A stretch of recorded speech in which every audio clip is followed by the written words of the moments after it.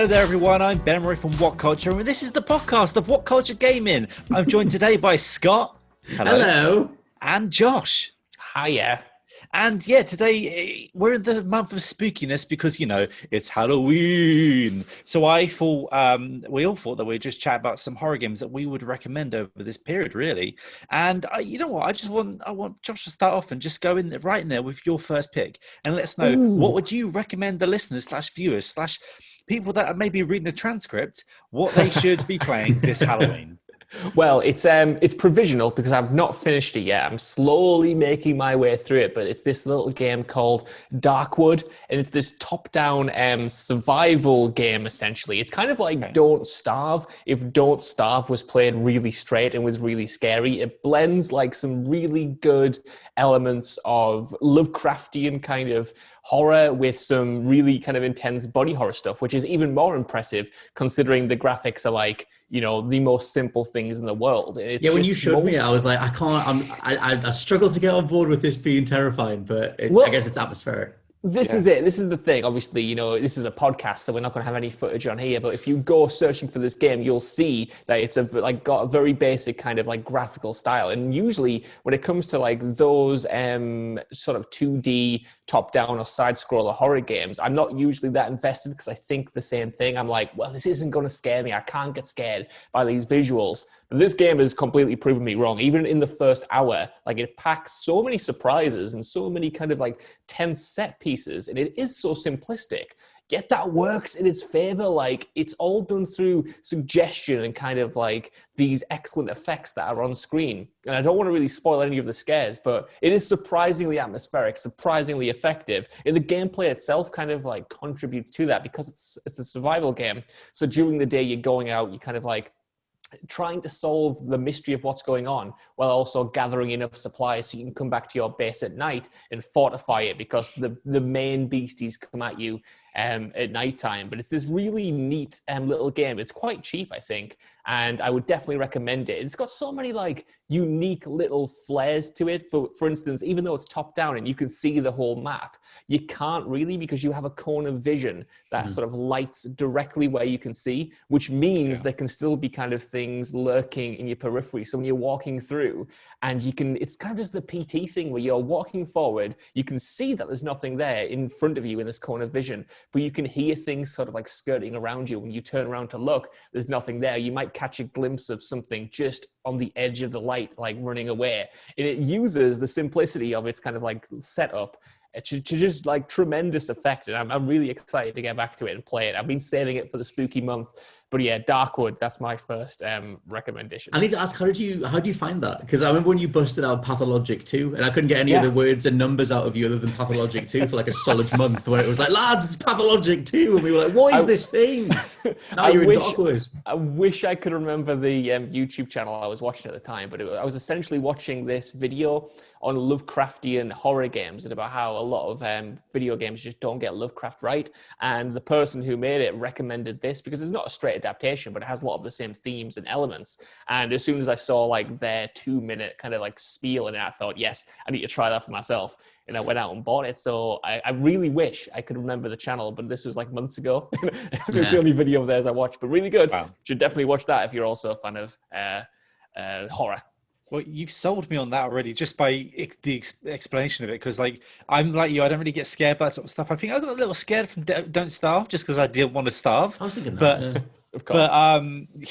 But I've heard literally nothing about this. So it's nice that you just come in there with an extreme like left field, like, oh, by the way, Darkwood. And it's so weird how we always like lean on to like realistic sort of looking graphics and sort of feeling like first person to actually feel the horror. Like I think that all basically came in so hard at us when Slender came out, and then after that it sort of became the genre of horror forever, it feels like. But yeah, it's nice to get these like different feels of just, you know, something that isn't the sort of like I've got no weapons and I've got the camera in my face and I'm really scared. It's a lot of first person stuff.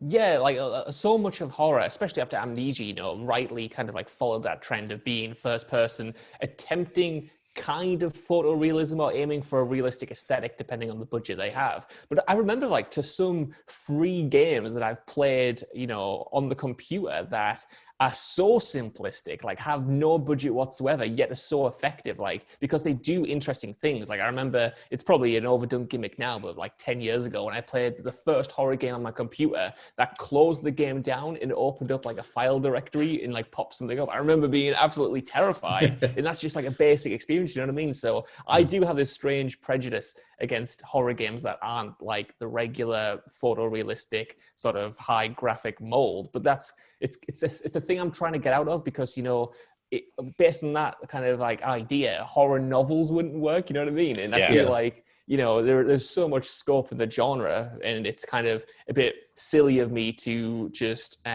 get all of that off when you have great experiences like this that I might have just not given a chance, you know. I thought as well, Mr. JB's always about the 4Ks and the HDRs. So usually you're all like, I don't really, not bothered about the old pixels, the old anything that's less than, you know, 50,000 polygons in Nathan Drake's face. But it's good this is good to come out. Character development, mate. That's what it is. He's getting there. And from this really like sort of left field pick that Josh is to my basic one, which is in your face horror with Resident Evil 7. And I'm going back through that this spooky month because all the games seem to have like been gone back to sleep. I've like been Squadrons and Crash 4. I'm taking that easy, like in the mornings, like, you know, Saturday mornings, like a kid, whatever. But Resident Evil 7, going through that, trying to get the old platinum, and just encountering the Bakers and Jack and the atmosphere of that game, and being so powerless towards the beginning. Just think about that. Like, I looked back at the trophies when I first beat it back in 2017. It took me just about a month to beat that game. Like, I would play that game so slowly with my girlfriend at the time, and like, I couldn't imagine not playing without her then, because I was just like, I found it really hard to play like Slender when it first came out, to play that with a friend, because something about horror games ruined me. Like I barely had to play like PT on my own at one point. I had to play it in the bright sunlight because I couldn't do that in the dark. But yeah, Resident Evil 7, I think it's that perfect blend of you're powerless and also you're strong at the same time. You can sort of defend yourself, but also Ethan moves like he's walking through blancmange the whole time. And that actually really started to annoy me. It's like, Jack, why am I so slow? Yeah, especially when you're trying to take on the main Baker dude as well. Yeah, Jack. I just wanted to know what you two thought of the game. Like, are you two going to ever consider going back to this, or have you thought about it since? The Resident Evil 7, I thought was like the best one since 4. Like, not that it's that high of a bar kind of thing to clear. Like, obviously 5 was starting to be divisive, and then 6 was massively divisive, unless you were Josh Brown. But I still thought that like Resident Evil 7 was just so tight, and I remember just going through it thinking like this would be a perfect film. Like the pacing of it's so good. Like the build-up kind of has this manhunt feel of like you're the prey at the beginning, you're on the back foot, and then you slowly start getting weapons and you start learning the layouts, and you get more comfortable in that house, and then you're able to take on like Jack Baker. And for me, it goes a little bit too crazy at the end when like he mutates into that giant oily thing with like the big becomes Resident Evil. Yeah, kind of. Yeah, it's like, oh yeah, we should have one of these big fights, but at least there wasn't like a jet in it like there was in RE6. But I just thought I thought it went a bit too nuts at the end because they had such a great tone beforehand. But yeah, I absolutely love all the pacing of it and the payoff and everything. Did you guys play the DLC? Because I never went back to that stuff. I have actually played the end of Zoe and the also I'm Not Hero, because they're the two like major story bits. Like so far, the I'm Not Hero is the furthest in like the Resident Evil canon. Like bringing Chris, he gets to play as him, and I won't spoil it. Do some other shenanigans, and that was also free. The end of Zoe is also good and different and interesting because you play as Jack Baker's brother. I can't remember his exact name, and you don't shoot. You just knock out with your fists the goo monsters. Like you're Condemned. you're just decking things the whole time and punching them, and then you get a power glove halfway through that, and you charge up, and you actually are using a power glove to destroy all these. How did anybody talk about this at all? There's a Chronicles of Riddick Condemned style Resident Evil DLC. And I think you do fight a certain character at the end. I don't know if I should say it out loud because like, it changes how Resident Evil it changes how the game actually ends because it's still further on. And I don't mind unless Josh does. There's been a long time since that came out. Oh, see, for me with the DLC, I've always said I'll go back to it, but it's been like 3 years now. We are telling people to go check it out as well. If you don't want me to say it, Josh, I won't say it. Like, but that fight when that fight when you have that, and you can, and because I can't remember Jack Sparrow, but he's like standing sort of like a southern sort of hick voice, and he's always making quips, and he's never scared. But I was scared playing it as you're knocking out these almost swore there goo monsters the whole time, and then power gloving this thing at the end. I'm just like, what am I doing, man? Sounds great. That sounds like the right level of like sort of campy and quirky that I want out of Resident Evil. Like I want it to embrace that stuff to a certain degree. I haven't touched the banned footage stuff yet. I'm going to play that after I platinum the game. But yeah, the I'm Not Hero is set afterwards, and then the End of Zoe is actually set after that. So it also proves which ending you should have used. The two endings. So it also defines which one you should have gone for. I've always been interested to go back to it because even though I loved it at the time, I've only ever played Resident Evil 7 in VR. I've never played it just as a game, which is kind of weird. But every single time I do try to play it as a game, I think, well, I could be playing it in VR, and I have this horrible circle where I'm like, what do I do? So I might just sit down and actually try to smash it out because it was such a good experience. Obviously, I'm here to shill the PlayStation VR, but it genuinely was like... You're not actually being paid by them. That sounds like you're being paid by them. I'm not being paid. I wish, Scott Tilford, I wish I would get PlayStation VR too. But like it is genuinely, it was such a scary experience. And like Ben Roy, I had to have someone there with me. Otherwise, I don't know what I would have done. I wouldn't have been able to hack it on my own because it's unbelievably spooky when you're in there, like doing the Marguerite section in particular. I remember that being absolutely pant-wettingly, terrifying. The big old spider vagina coming at you as well. Yeah. Spider vag in VR, man. Like you don't want it. Underrated Spider-Man villain. Yeah. I can't wait to have to do that fight in Madhouse. It's going to be disgusting. But yeah, those two DLCs.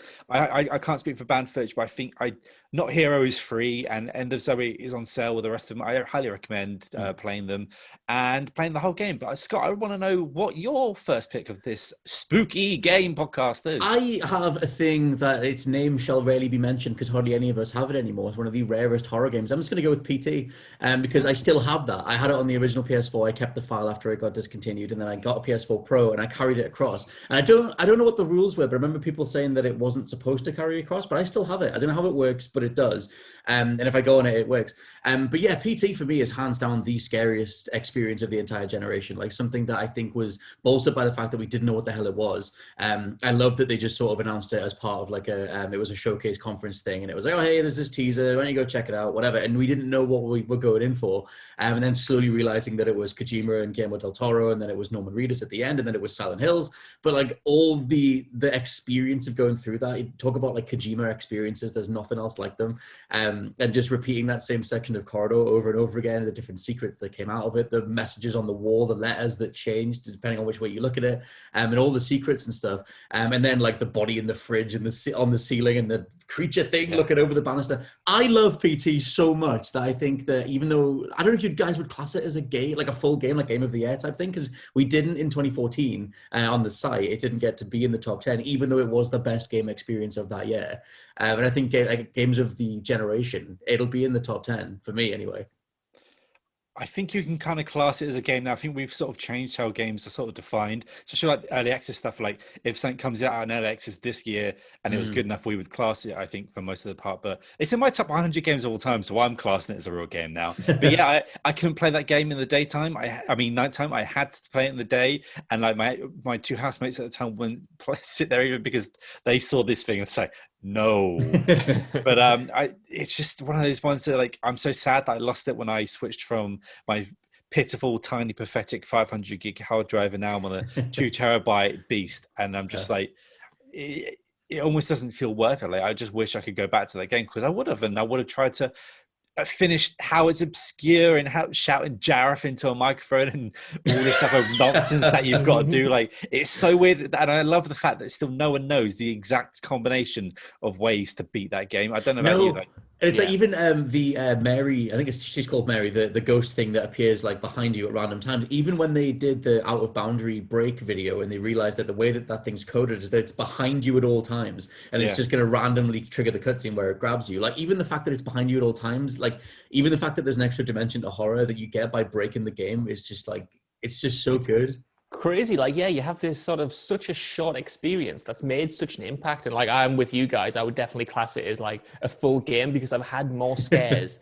in a better time with this short playable teaser than I have had with some, you know, big budget, highly praised horror games. And the fact that it does keep having all of these secrets that get revealed years after the fact, there's a proper like scary mythology around it that's just so interesting to dive into. Like, even though the majority of people can't play it now because it's inaccessible, I feel like you could still have a good time going back to old videos of people going through walkthroughs or jump into kind of like the secrets that it holds. And that's still like worth doing. There's still a lot of value to be had in there. And I have a PlayStation in my bedroom under my bed that's been gathering dust for like 5 years.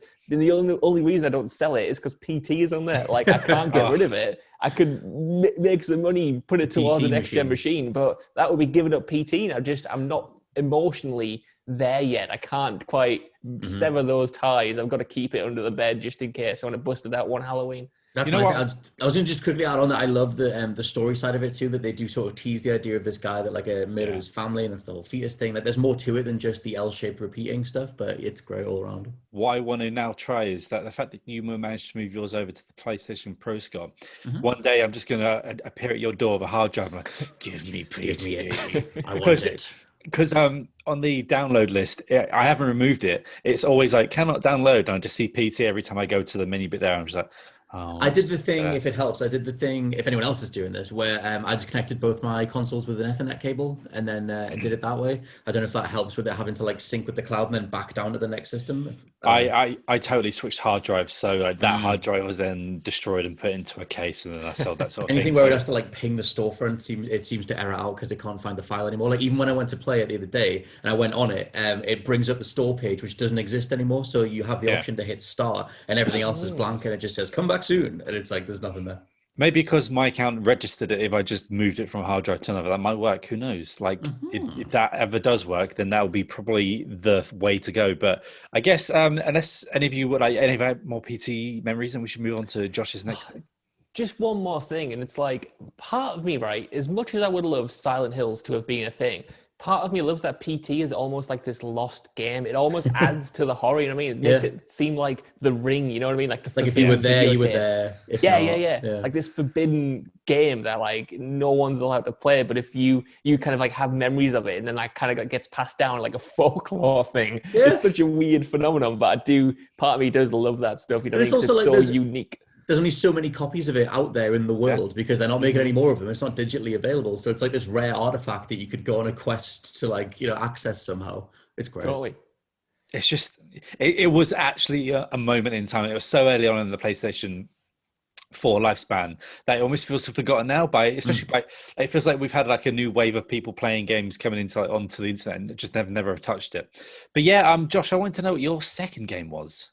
Again, I was trying to think outside the box. To be honest, I was just trying to show off with all of these games that of course you guys might not have played. But this next one isn't exactly a straight horror, but it has a lot of horror themes and did scare me and get me to think. And that's Kentucky Route Zero, which is a game I know Scott has dabbled in Benjamin we both has played a lot. Yeah, I had no interest in this game because it's been in production. It's like an episodic release. It's been in production since 2013, I think, and we've had like 5 episodes of it with a few extras added in. And I just kind of, again, bought it on a whim because I saw it featured in a YouTube video, and I thought, okay, I'll give this a try. And it's not like straight horror, and it's like this lovely 2D adventure game, but it dwells on kind of really existential themes and some straight horrific scenes later on that kind of reminds me of something like, you know, like Twin Peaks, where there's some kind of like dark humor there, but it's like this surreal sort of journey across America. Essentially, it's about this man who has one final delivery to make for his antique store, and he needs to get to, I think it's 5 Dogwood Drive, and the whole game is about you trying to get there, but obviously it's not quite as straightforward as that. And you have all of these kind of like magical realism things where you're on this highway, the Zero, that kind of bends space and time, and everyone just kind of like takes this at face value.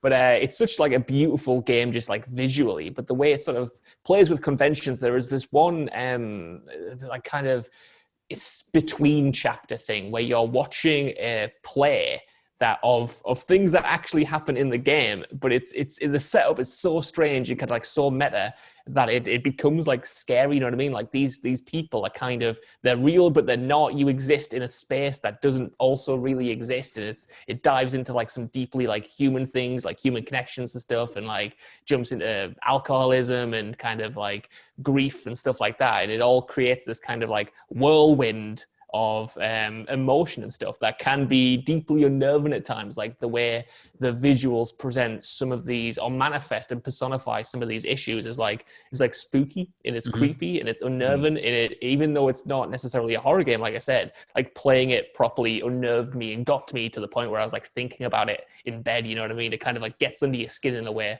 And I would definitely recommend at least trying it. It takes a little while to get into before you know exactly what it's doing. Like I didn't properly get on board until about episode 3, but once I was on board, I was like, this is the best thing ever. This is absolutely awesome. I need to get there because I've played this game like 3 times. I've started this game 3 times, and I want to play it. I want to get through it, and it sounds great, but I just keep falling asleep, and I don't even realize that I'm falling asleep. I just wake up again, and then I'm just like, it happened again, and then I'm just like, my like character's walking into a wall, and it's like 3 hours later, and I'm like, I guess my body didn't want to play that then, and I'm just like, I'll try something else, like back to Rocket League, I guess. Like, but I want to get there though. That's like it's almost like a scene from the actual game itself, that you just sort of nodding off and waking up and not knowing where you are. Yeah. It kind of like, you know, Night in the Woods. You know how that kind of like I love Night in the Woods. Yeah, like those themes of kind of like this town, like kind of that was once prosperous, like kind of going under because it's just been like ground down. All the industry's dried up. These characters are kind of like listless and they're not really sure about what to do with their life. It takes almost that exact framework, but then explodes it in this kind of like more surreal presentational style and more surreal kind of like writing and characters and stuff. And for me, I was like, that's awesome. I love Night in the Woods. I love that entire kind of like concept it's jumping into. If you attach that onto this kind of like Lynchian, you know, Twin Peaksy style kind of magical realism thing, I was just like, yes, I am in. So I am perfect, definitely in. Benroy, you started it, right? I think I've not touched it. It's just the name attracts me because Kentucky is one of the first words of my favorite food. So I just like, oh yes, thematic connection. Should I get the double down today? But no, I've seen any of it, and this is another one where both these games that you've described, Josh, is like actually encouraged me to maybe want to take a look and have a little peek and see what's going on there. So I'm gonna shot some caffeine and I'm gonna stay awake for. I'm gonna do the Clockwork Orange toothpicks. It's got a beautiful soundtrack as well, Scott. I think that's what'll get you in. Like the music does so much of the emotional heavy lifting, and it's like it's one that I've had on in the background as well. That's not got anything to do with the horror of it. That's just why it's good. Good soundtrack, isn't it? Yeah, good soundtrack. Wow. But yeah. Again, like the treasure trove you've brought along, I'm not going to go for so much of a basic one this time. I'm going to go for one that scared me more as a child, and I think would still be scary for a few people today. Is a little classic called Return to Castle Wolfenstein. Now, there's like two versions, maybe 3 if you count, because like the original Xbox, the PS2 and the PC version were all a bit different, but I played the PC version primarily as a kid. And starting off that game as BJ Blazkowicz in Castle Wolfenstein captured, you get these sort of cutscenes where you can hear someone shrieking like, "Rah!" And you're like, oh my God, what's happening? As these Nazi scientists are testing on humans, and you're just sort of stuck in the prison. And when you break out, it's kind of like the music sort of eerie and you're sort of creeping around. And comically, when you knife it, it's like not just like that, it's like, the knife is and it makes a really weird whooshing sound. Please put that in a compilation. But it's as you break out the castle and then you get to the village below and you go into sort of the crypt where it starts to get even more freaky. These are I don't know if you call them zombies. They're sort of like undead skeletons, but they've got like shields and swords as well. And they also creep out, and they can summon ghost skulls. And it's all like the music and like the underlying sort of like fear of dread that sort of builds up and mist around this crypt as you're going through, and you can see some of these Nazis like making last stands and just getting decimated by these ghouls you're going through, and it only builds and builds and builds till you make up out the other side into a church area, and it's dark and creepy there, but I won't go to like why that was terrifying. Then it skips ahead and you got like a lot of standard sort of like first person shooters of like the early 2000s, and then you go into what they call the X Labs, which is totally my stuff here. When you go in there, and it's a Nazi research base, like hidden underground, and they've been using what they found in this crypt to try and make super soldiers, and those super soldiers have gone wrong. And there's these things called the X creations, where like imagine you took Brock Lesnar or some other muscly men are also available, Batista. You cut off his legs, and he runs around on his hands like a monkey. And jumps at you, and where his legs would be, there's like an electroshock sort of bottom, and if they hit the floor, they shock the whole room, and they launch you and jump at you. And you've got other super soldiers with massive guns, and there's a lot of that sort of stuff, occult stuff that was always rumored that the Nazis were looking into, and combine that with sort of the sci-fi element and like sort of like an X-Files sort of thing, like all of that together, it just was a perfect mesh for me and terrified me. That's what I was going to ask, is like the newer Wolfenstein's obviously got more like action oriented. Like not that they weren't before, but like the stuff you described sounds really atmospheric and like they're building up to something and paying off. Like that, they lost that altogether in the newer ones. Yeah, they kind of tried to do that with the Old Blood. There's part, but that zombie section, but that was again. That something about that just didn't jive with me. Those zombies always felt a bit too strong, and you didn't really feel sort of like restrained because he was outside. But going into the crypt and going into like the X Labs, like both of those sections were something where it's like I had to hype myself. And go, here we go, sort of thing. Just had to get myself ready for it mentally. Ben Roy, I do want to know, like jumping off that, is it the Old Blood? Yes, the Old Blood. Is that worth going back to? Because that was the DLC that I just sort of overlooked at the time. I played it around a friend's house for like 20 minutes, and I was like, that's my fill. But I've always wanted to go back to it because I love Wolfenstein, the latest two games. But I do like it when it gets more into the like the horror and like the more kind of occulty side of it. Because I love the like more cyberpunk aesthetic or I guess steampunk aesthetic. That's probably more accurate of the modern games. But I quite like the supernatural leanings of the older games, at least in theory. You know what I mean? If you don't have a way of playing Return to Castle Wolfenstein, which I assume is going to come to Game Pass now, the original Xbox version at some point, you got to pray Phil Spencer come on. But yeah, like that just feel like the Castle Wolfenstein, the Return to Castle Wolfenstein DLC for that game, and it was like a nice sort of like homage to it. If you're looking for sort of like what Wolfenstein the New Order gave you, but with a bit more of a horror occult twist, then I'd say go for it. Like, but I always have to hold Return up there as like the peak of that sort of occult, weird sort of like Nazi horror stuff. Nice. I'll have to try and track it down. I've never actually played that one. I've never actually dove into it. Like it's so weird when it comes to first-person shooters and like horror, because sometimes they can get it like really spot on. But it's weird. Like Doom Eternal, love that this year. Doom, great game. Game of the year, they both have horror. They both have like obviously steeped in horror imagery, but like I wouldn't class either as like horror games. It's kind of weird to sort of blur the lines. I think like Fear probably did it really well, but I can't think of many more off the top of my head that managed to have like, how you have like action horror in movies. You got like the Resident Evil movies. I guess you got Resident Evil itself, like 5 of the 6. My mind goes to Clive Barker's Jericho, which I feel like only like 5 people played, but I used to love that. It's I never really got. You have all your weapons when you go in there, but obviously there's a lot less ammo because you're killing these things that aren't dropping any sort of weapons, and some of them have shields. And you've got to think about it. And then when you go to the X Labs, you get this gun called the Venom, which is basically a Gatling gun. But the thing is, you're still dealing with things that are so powerful, and also the X creations that you can sort of hear as they running around. You can sort of hear them clicking on the floor coming. You don't know sort of where they're coming from. You've got to also deal with the other like massive super soldiers that are around the corner. So it's we sort of managing that, and the crypt as well. I forgot to mention it's like an Indiana Jones style set. There's loads of traps and things like spikes come at the floor. You might fall into a pit. So you've got to worry about that, as well as like defeating the Nazis, as well as avoiding the zombie guys and flying ghost skulls. And it was a whole trip. It was 2001, 2002, and it was just great. I think gaming does. I was going to say, at least I think gaming does body horror sometimes better than film, because like you need to rely on either a really effective practical effect in film, or you go down the CG route, and most of the time it doesn't always line up. Like for me, I still hold up 1982's The Thing is like the best creature feature thing ever, but it's like there's so many missteps. But in gaming, you just accept it because obviously everything is rendered the same way.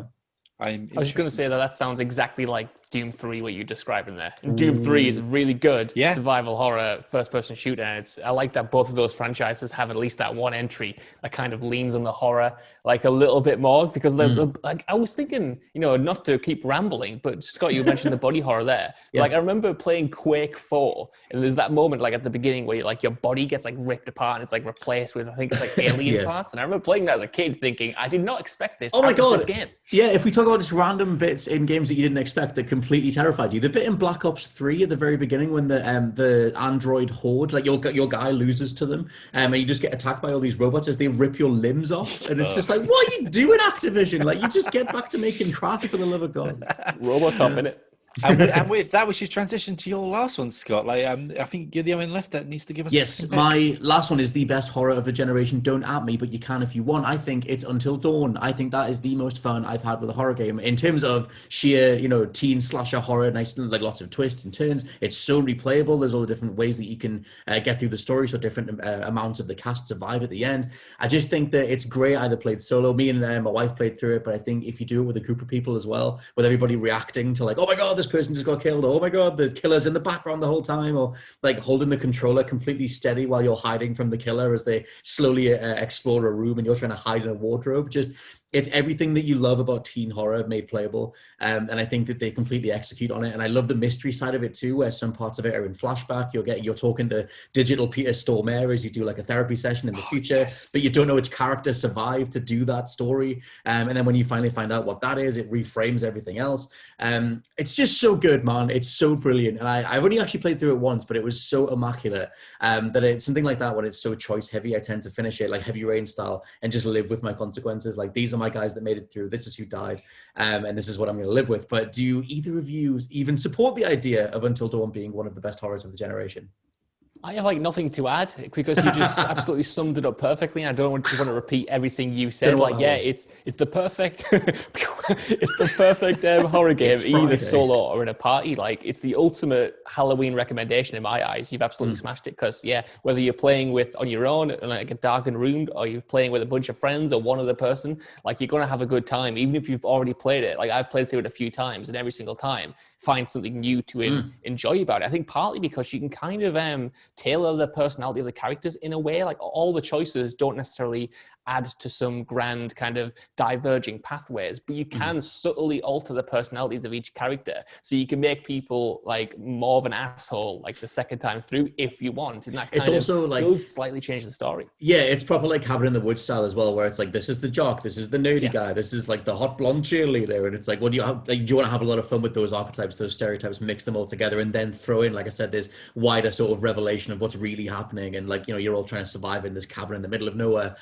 But I just love the ride that thing takes you on. And I feel like even though people know the name, it tends to be not necessarily underrated, but just kind of overlooked. I don't know why, but I hardly see anybody talk about it. But the people that have played it always have the reaction that we have, where it's like, oh my God, it's so good. Just play that game. It came out of nowhere, and Supermassive literally made the perfect team horror game, and I couldn't believe when I finally got around to it, because I watched I think Giant Bomb play through it, and then that got me to want to buy it and play.